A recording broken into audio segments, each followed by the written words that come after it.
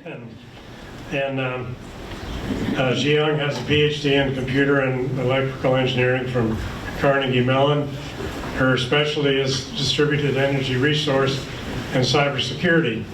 And tonight she'll tell us about some exciting tools that will help us assess cybersecurity for distributed systems.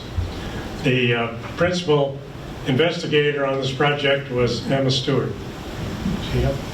Thank you, Dennis. So what are distributed energy resources, or DERs? The most common type of DERs that we see is probably solar PV generation rooftop panels, but any device that can generate or regulate power can be considered as DERs.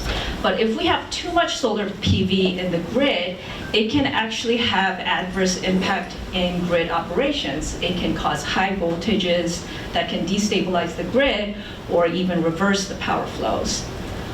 So states like California and Hawaii have been analyzing how much PV we can put into the grid without having these adverse impacts. And that is called integration capacity analysis, ICA, or hosting capacity analysis. And most of these DERs are smart. They are connected to the internet so that they can be controlled and monitored remotely. So it has a lot of connectivity. But more connectivity does not necessarily mean better outcomes. It also opens up more attack opportunities to the malicious actors who want to manipulate the DER devices and potentially impact the grid operation as well. So what can go wrong if we have a lot of PV in the grid and it's hacked? We don't have a large-scale analysis like ICA on the cybersecurity impacts yet, but we can start thinking about small-scale distribution grids like microgrids that we just heard about, especially the ones that have a lot of high security requirements. Examples are hospitals, military bases, and emergency operations centers, etc. So Lawrence Livermore National Lab started working with federal government partners. Especially, we worked with Department of Veterans Affairs. And specifically, we looked at this Las Vegas VA Medical Center.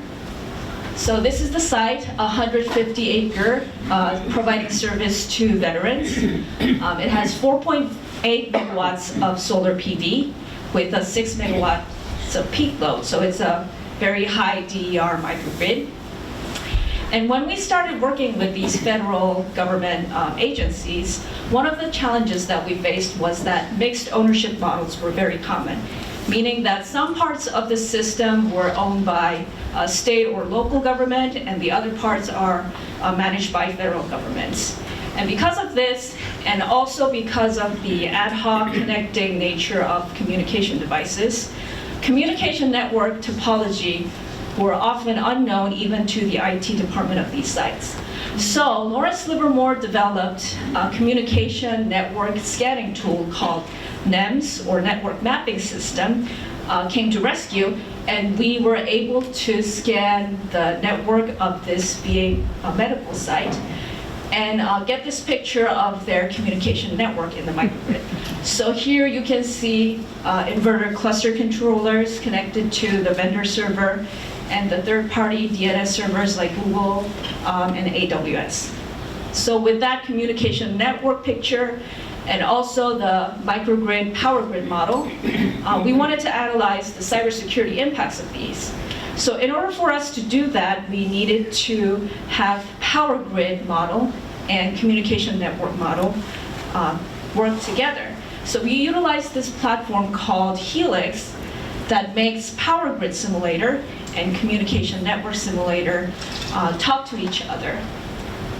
So with this tool, what could go wrong?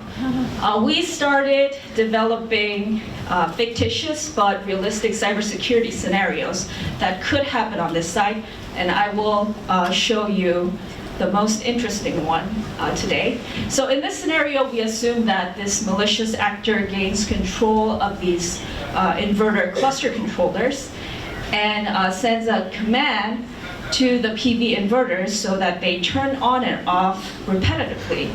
And as a result of that, we saw that the voltage fluctuates very widely, and that triggers the mechanical power equipment to operate 13 times more than the normal operation. So that could potentially damage this power equipment as well. So based on our successful demonstration at this VA medical site, we are also working with the US Army and Navy, and we are also excited to work with other partners as well. So in summary, Lawrence Livermore National Laboratory worked with this co-simulation platform tool called Helix to have power grid and communication network worlds work together. Thank you.